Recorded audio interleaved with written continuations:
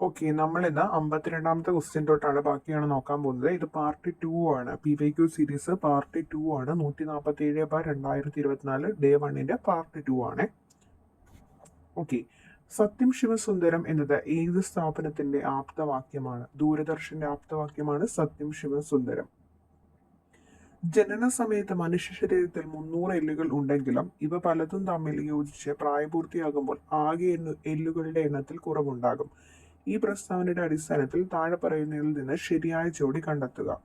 എത്ര എല്ലുകളാണ് പ്രായപൂർത്തിയായവരിൽ കാണുന്നത്? 206. അപ്പോൾ ഓപ്ഷൻ ബി ആണ് ഉത്തരം. 300, 206. അടുത്ത ചോദ്യം, മോണയ്ക്ക് ആരോഗ്യക്കുറവുള്ള ഒരാൾ ചുവടെ നൽകിയിരിക്കുന്ന ഭക്ഷണ ഇനങ്ങളിൽ ഏതെല്ലാമാണ് ഉപയോഗിക്കേണ്ടത്? നെല്ലിക്ക, മുരിങ്ങയില എന്നിവയാണ് ഉപയോഗിക്കേണ്ടത്. ഓപ്ഷൻ എ ആണ് നെല്ലിക്ക, മുരിങ്ങയില. അടുത്തത്, വിട്ടുപോയ ഭാഗം പൂരിപ്പിക്കുക. ഇനവും കാർഷിക വിളകളും തന്നിട്ടുണ്ട്. ലോല ഏതിന്റെ ഇനം? കാർഷിക വിളയാണ്. പയറിന്റെയാണ്. ഹ്രസ്വ നെല്ലാണ്. സൽകീർത്തി എന്താണ്? വെണ്ടയാണ്. അപ്പൊ ചന്ദ്രശേഖര ഏതായിരിക്കും? തെങ്ങാണ്. ചന്ദ്രശേഖര ഒന്നുകൂടെ പിടിച്ചു വെക്കുക. ലോല പയറാണ്. ഹ്രസ്വ നെല്ലാണ്. സൽകീർത്തി വെണ്ടയാണ്. ചന്ദ്രശേഖര എന്താണ്? തെങ്ങാണ്. ഓക്കെ, അടുത്ത ചോദ്യം, ചിത്രത്തിൽ നിന്നും കടലിലെ മഴക്കാടുകൾ എന്നറിയപ്പെടുന്നത് ഏതെന്ന് കണ്ടെത്തുക. പവിഴപ്പുറ്റുകളാണ്. കടലിലെ മഴക്കാടുകൾ ഏതാണ്? പവിഴപ്പുറ്റുകളാണ്. അടുത്തത്, വംശനാശ ഭീഷണി നേരിടുന്ന അങ്ങാടി കുരുവികൾക്കായി വനം വകുപ്പ് ആരംഭിച്ച പദ്ധതിയുടെ പേരെന്ത്? കുരുവിക്കുരുകൂട്. ഓക്കെ, മറക്കല്ലേ. വംശനാശ ഭീഷണി നേരിടുന്ന അങ്ങാടി കുരുവികൾക്കായി വനം വകുപ്പ് ആരംഭിച്ചതാണ് കുരുവിക്കുരുകൂട്.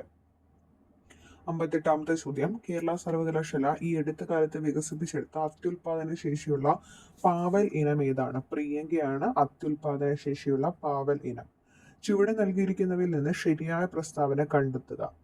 ഡോക്ടർ സലീം അലി പ്രശസ്ത പക്ഷി നിരീക്ഷകനാണ്. അതാണ് ശരിയായിട്ടുള്ള പ്രസ്താവന. 59, ഓപ്ഷൻ സി ആണ് ശരിയായിട്ടുള്ള പ്രസ്താവന. അടുത്ത ചോദ്യം, തന്നിരിക്കുന്ന മൂലകങ്ങളിൽ ഒന്നിന്റെ നാമകരണം നിറത്തിന്റെ അടിസ്ഥാനത്തിലാണ്. ഏതാണ് ആ മൂലകം എന്ന് കണ്ടെത്തുക. ഓക്കെ, നിറത്തിന്റെ അടിസ്ഥാനത്തിൽ നാമകരണം ചെയ്യപ്പെട്ടിരിക്കുന്ന മൂലകം ഏതാണ്? ക്രോമിയമാണ് അല്ലെ. അടുത്ത ചോദ്യം, സിങ്കിന്റെ അയിര് ഏത്? ഒരുപാട് ക്വസ്റ്റ്യനിൽ വന്നിട്ടുള്ളതാണ്. സിങ്കിന്റെ അയിര് ഏതാണ്? കലാമിനാണ്. ബോക്സൈറ്റ് ഏതിന്റെ അയിരാണ്? അലൂമിനിയത്തിന്റെയാണ് അല്ലെ. ഹേമറ്റൈറ്റ് ഏതിന്റെയാണ്? ഓക്കെ, അയണിന്റെയാണ്. മാർബിളിൽ അടങ്ങിയിരിക്കുന്ന ലോഹം ഏതാണ്? മാർബിളിൽ അടങ്ങിയിരിക്കുന്ന ലോഹം ഏതാണ്? കാൽസ്യം ആണ്. മാർബിളിൽ അടങ്ങിയിരിക്കുന്ന ലോഹം ഏതാണ്? കാൽസ്യം. ചില ശുദ്ധ പദാർത്ഥങ്ങൾ ചുവടെ നൽകിയിരിക്കുന്നു. കാർബൺ ഡൈ ഓക്സൈഡ്, നൈട്രജൻ, ജലം, പഞ്ചസാര. ഇതിൽ കൂട്ടത്തിൽ പെടാത്തത് ഏത്? ചില ശുദ്ധ പദാർത്ഥങ്ങൾ ചുവടെ നൽകിയിരിക്കുന്നു. ഇതിൽ കൂട്ടത്തിൽ പെടാത്തത് ഏതാണ്? നൈട്രജൻ ആണ്. ബാക്കിയെല്ലാം ശുദ്ധ പദാർത്ഥങ്ങളിനകത്തിൽ വരുന്നതാണ് അല്ലെ. കാർബൺ ഡൈ ഓക്സൈഡ്, ജലം, പഞ്ചസാര. കാർബൺ ഡൈ ഓക്സൈഡ്, ജലം, പഞ്ചസാര. അടുത്തത്, ജലം നിറച്ച ഒരു ബീക്കറിലേക്ക് ഒരു പെൻസിൽ ചരിച്ചിറക്കി വെച്ച് നിരീക്ഷിച്ചപ്പോൾ അത് വളഞ്ഞിരിക്കുന്നതായി തോന്നുന്നു. കാരണം എന്താണ്? അപവർത്തനമാണ് കാരണം. ഓക്കെ, അടുത്തത്, ബംഗ്ലാദേശിൽ ഇടക്കാല സർക്കാരിന്റെ തലവനായ നൊബേൽ സമ്മാന ജേതാവ് ആരാണ്? ബംഗ്ലാദേശിൽ ഇടക്കാല സർക്കാരിന്റെ തലവനായ നൊബേൽ സമ്മാന ജേതാവാണ് മുഹമ്മദ് യൂനുസ്. ഖാദർ കമ്മിറ്റി എന്തിനെ കുറിച്ച് പഠിച്ചാണ് റിപ്പോർട്ട് സമർപ്പിച്ചത്? സ്കൂൾ വിദ്യാഭ്യാസത്തെക്കുറിച്ചാണ്.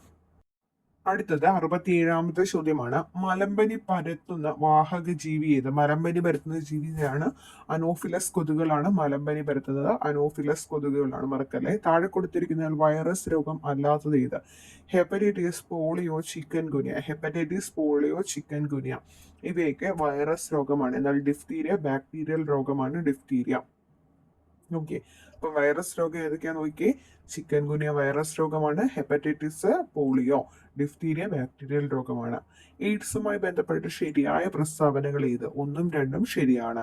എയ്ഡ്സ് ബാധിതരിൽ ലിംഫോസൈറ്റുകളുടെ എണ്ണം ഗണ്യമായി കുറഞ്ഞ് ശരീരത്തിന്റെ രോഗപ്രതിരോധ ശേഷി തകരാറിലാകുന്നു.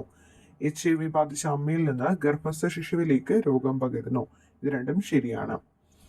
അടുത്ത ചോദ്യം, ശരീര നിർമ്മിതിക്കും വളർച്ചയ്ക്കും സഹായമായ പ്രധാന ആഹാര ഘടകം ഏത്? ശരീര നിർമ്മിതിക്കും വളർച്ചയ്ക്കും സഹായമായത് ഏതാണ്? മാംസ്യമാണ് അല്ലേ. അടുത്തത്, ജീവികളും അപര്യാപ്ത രോഗങ്ങളും നൽകിയിരിക്കുന്നു. ഇവയിൽ നിന്ന് ശരിയായത് തിരഞ്ഞെടുക്കുക. വൈറ്റമിൻ എ ബെർബറി ആണോ? അല്ലല്ലേ. വൈറ്റമിൻ ബി ആണ് ബെർബറി. വൈറ്റമിൻ ഡി ആണ് കണ. വൈറ്റമിൻ എ ആണ് നിശാന്തത. ഇവിടെ അപ്പൊ ശരിയായിട്ട് കൊടുത്തിരിക്കുന്നത് ഏതാണ്? Vitamin C, scurvy. അത് മാത്രമാണ് ഇവിടെ ശരിയായിട്ട് കൊടുത്തിരിക്കുന്നത്. ബാക്കിയെല്ലാം തെറ്റിച്ചാണ് കൊടുത്തിരിക്കുന്നത് അല്ലെ. അടുത്ത ചോദ്യം, 2024 ലോകാരോഗ്യ ദിന പ്രമേയം ഏത്? ഇത് ഒരുപാട് ചോദ്യങ്ങളിൽ വന്നതാണ്. എൻ്റെ ആരോഗ്യം എൻ്റെ അവകാശം, എൻ്റെ ആരോഗ്യം എൻ്റെ അവകാശം എന്നതാണ് 2024 ലോകാരോഗ്യ ദിന പ്രമേയം. എൻ്റെ ആരോഗ്യം എൻ്റെ അവകാശം. ഓക്കെ, എല്ലാവർക്കും കിട്ടിക്കാണുമല്ലോ. അടുത്തത് 73ാമത്തെ ക്വസ്റ്റ്യൻ ആണ്. മസ്തിഷ്കത്തിലെ രക്തക്കുഴലുകൾ പൊട്ടുന്ന രോഗാവസ്ഥ. മസ്തിഷ്കത്തിലെ രക്തക്കുഴലുകൾ പൊട്ടുന്ന രോഗാവസ്ഥയാണ് പക്ഷാഘാതം. താഴെ കൊടുത്തിരിക്കുന്നതിൽ പ്രമേഹത്തിന്റെ ലക്ഷണങ്ങൾ ഏതൊക്കെയാണ്? വർദ്ധിച്ച വിശപ്പും ദാഹവും, കൂടെയുള്ള മൂത്രമൊഴിക്കൽ, ക്ഷീണം, മങ്ങിയ. അടുത്ത ചോദ്യം, അടിസ്ഥാന സൗകര്യങ്ങളും സേവനങ്ങളും മെച്ചപ്പെടുത്തുന്നതിലൂടെ സർക്കാർ ആശുപത്രികളും രോഗി സൗഹൃദമാക്കുക എന്ന ലക്ഷ്യത്തോടെ രൂപകൽപ്പന ചെയ്ത ദൗത്യം ഏതാണ്? ആർദ്ര മിഷനാണ്. അടുത്തത്, മാനസിക രോഗം ഭേദമായിട്ടും ആരും ശുശ്രൂഷിക്കാൻ ഇല്ലാത്ത നിരാലംബരായി കഴിയുന്ന ആളുകൾക്കുള്ള കേരള സർക്കാർ സ്ഥാപനമാണ് ആശാഭവൻ. കേന്ദ്ര ആരോഗ്യ കുടുംബക്ഷേമ വകുപ്പ് മന്ത്രിയാരാണ്? ജഗത് പ്രകാശ് നന്ദയാണ്. കാസനൂർ ഫോറസ്റ്റ് ഡിസീസ് എന്നറിയപ്പെടുന്ന രോഗം. കാസനൂർ ഫോറസ്റ്റ് ഡിസീസ് എന്നറിയപ്പെടുന്നത് കുരങ്ങ് പനിയാണ്. 2023 വൈദ്യശാസ്ത്ര നൊബേൽ സമ്മാനം നേടിയത് കാറ്റ്ലിൻ കാരിക്കോ ഡ്രൂ വെയ്സ്മാൻ ആണ്. ഇന്ത്യ തദ്ദേശീയമായി വികസിപ്പിച്ച ഹെപ്പറ്റൈറ്റിസ് എ വാക്സിനാണ് ഹാബിഷ്യൂ. ഓക്കെ, അപ്പം നമ്മൾ 147/2024 എന്ന ക്വസ്റ്റ്യൻ പേപ്പറിലെ 80 ചോദ്യങ്ങൾ ഇവിടെ കവർ ചെയ്തിട്ടുണ്ട്. ഈ 80 ചോദ്യങ്ങൾ എല്ലാവരും വീണ്ടും റിപ്പീറ്റ് ചെയ്ത് നോക്കുക. നിങ്ങൾ മനസ്സിൽ ഉറപ്പിക്കുക.